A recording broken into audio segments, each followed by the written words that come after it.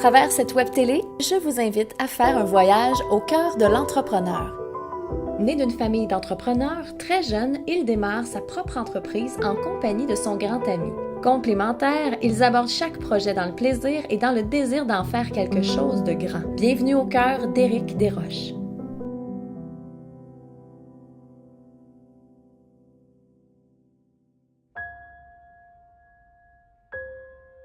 Tu as une passion pour l'entrepreneuriat, plus particulièrement l'immobilier, depuis plusieurs années.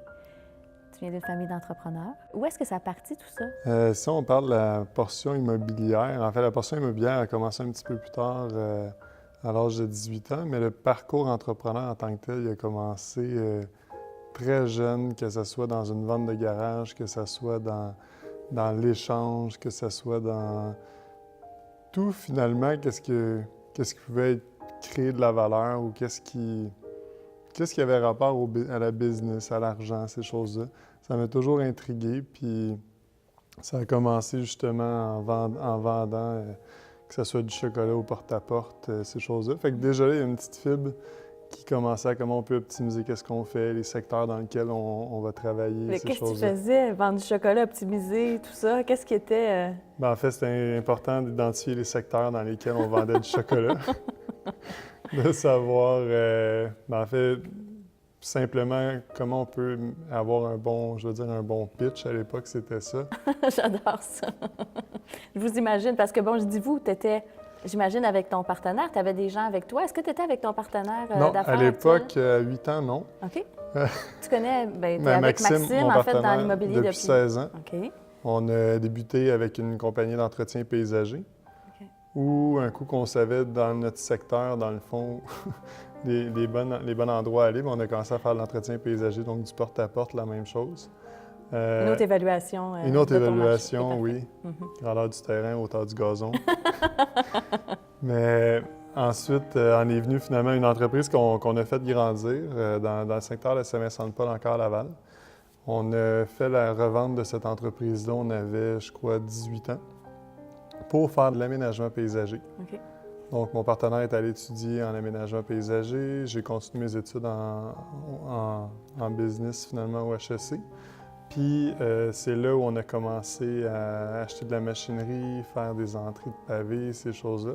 On a eu beaucoup de plaisir. Puis, entre-temps, la première dame qui nous avait donné un contrat d'entretien paysager a décidé de partir en résidence. Donc, on a eu l'opportunité de faire l'acquisition. Après avoir eu ce premier flip, on va appeler ça comme Oui. ça, qu'est-ce qui s'est passé par la suite? Pour ma part, j'ai fini l'école. On a décidé de continuer, si on parle juste de la portion immobilière, à faire des flips. Donc, on achetait des maisons, des duplex, des triplex, qu'on ramenait à leur plein potentiel puis qu'on revendait. Puis qu'est-ce qui a changé Parce que, bon, aujourd'hui, vous avez plusieurs projets en commun. Qu'est-ce qui a changé dans le choix des projets?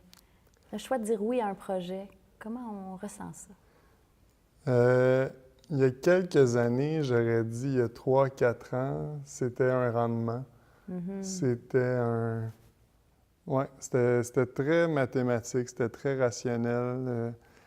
Puis, 2 ans environ, on a commencé à faire des projets qui nous animaient un peu plus. Des choses qu'on avait vraiment du fun à faire. Donc oui, d'acheter des immeubles à revenus, mais comment on est capable de transformer cet immeuble-là? Comment on est capable de faire un wow, que les gens qui rentrent dans leur chez soi, finalement, soient dans un endroit qui est beaucoup plus le fun à vivre, beaucoup plus beau que ce dans quoi il avait été exposé pendant des années. Le partenariat a commencé. Maxime, c'est mon ami depuis qu'on est au secondaire. On joue au basketball ensemble. On habitait un à côté de l'autre. Fait qu'on a vécu une grosse partie de l'adolescence. Puis tout ce qui vient avec l'adolescence ensemble aussi.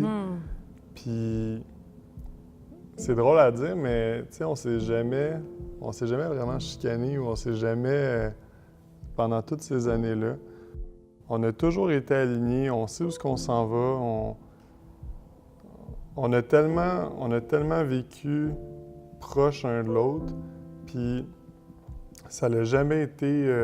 souvent, on va le voir dans des partenariats ou des associés, vont faire un projet immobilier ensemble, Puis à la fin du projet, ça va se tirer un l'autre, qui est-ce qui va avoir la plus grosse part du gâteau, ces choses-là. Puis finalement, à chaque projet, ça change d'associé. Pour nous, qu'est-ce qu'on est en train de bâtir, puis qu'est-ce qu'on a bâti, c'est beaucoup plus grand à le faire ensemble qu'à vouloir chercher à chaque fois quelqu'un d'autre. Puis ça n'a même pas été une question qui a été posée. Fait que maintenant, quand les gens me proposent quelque chose en immobilier, ben moi, j'arrive avec Maxime. Tu sais, deux entrepreneurs qui s'associent, qui ont les mêmes forces, qui ont les mêmes... Oui, je dis pas que c'est pas bon, mais le fait qu'on soit complémentaires dans la situation où on est, ça nous a beaucoup assisté. Puis on l'a su dès le départ. La journée où on faisait de l'aménagement paysager, ben moi qui étais au niveau des ventes, ben je me sentais coupable de ne pas travailler sur le chantier parce que quand j'étais avec un client, c'est comme si je ne travaillais pas.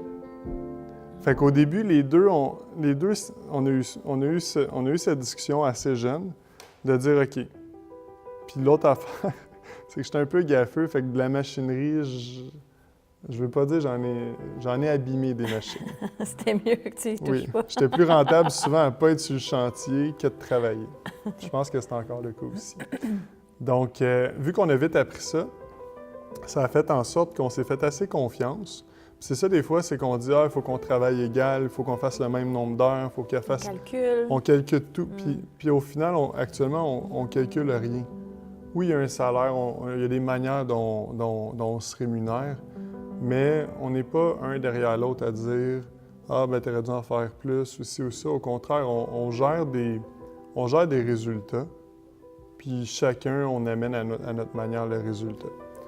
Maintenant... Mais tu sais que si vous étiez pas dans le plaisir au quotidien, il n'y en aurait pas de résultat. Non, il n'y a pas de résultat, puis on ne serait pas où on est actuellement. Il y a beaucoup de partenariats aussi qui vont avoir des conflits ou des contractions à cause de ça, où on essaie de tout calculer, tout gérer, mais tu sais, quand chaque personne est entière, puis est dans son unicité, puis elle libère son plein potentiel au niveau de l'entreprise, bien, tu peux pas comparer. Tu peux pas comparer la personne qui gère les chantiers à la personne qui va aller chercher un deal. Si je vais chercher un deal qui rapporte, je fais un chiffron, 100 000 $ de profit, OK? Mais combien ça vaut, ça? Maintenant, si je vais chercher le même deal, mais qui en rapporte 500 000, bien, il y a une valeur à ce que je fais. Puis comme Maxime a il y a une valeur monétaire au travail qu'il fait au quotidien aussi. Puis ça, si dès le départ, on avait voulu se comparer là-dedans, on n'aurait jamais grandi. Puis la journée où Maxime puis moi, on s'est fait confiance, puis on a dit « OK, parfait, Éric, je te laisse aller en dehors des chantiers, faire grandir l'entreprise. » Puis c'est à ce moment-là qu'on a pu grandir, puis pas en essayant de dire « Bon, ben OK, je vais faire autant d'heures que toi sur le chantier, puis là, je vais aller vendre, puis ces choses-là, pendant que tu fais un peu d'administration. » C'était pas très, très fluide dans nos départs quand on voulait faire ça. Bien, c'est beau de t'entendre, en fait, sur votre partenariat. Vraiment, c'est vraiment inspirant. Bien, merci. Bravo. C'est pas mal la base de qu'est-ce qu'on fait aussi. Oui, bravo. Merci. Mais justement, j'ai une surprise pour toi parce que il avait quelque chose à te dire. Donc, donne-moi une seconde. Salut Eric, je prenais un petit 2 minutes de ton entrevue avec Suzy pour... Dans le fond, je voulais te parler un petit peu parce qu'on prend pas vraiment le temps de se dire ces choses-là. On est toujours en train de faire 1000 projets, puis on court un peu partout dans notre vie de tous les jours.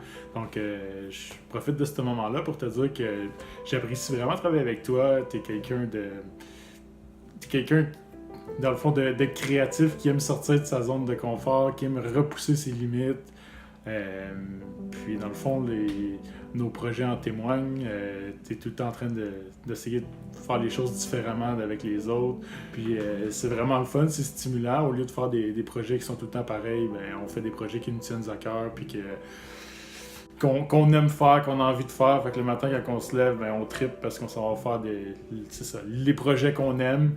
Puis ça, c'est en grande partie grâce à toi, parce que tu es tout le temps en train de trouver les deals dans les coins que personne n'a vus, puis qui sont stimulants, puis que t'amènent une nouvelle façon de voir les choses. Fait qu'on peut revirer on peut revirer le projet d'une autre façon, puis s'amuser là-dedans.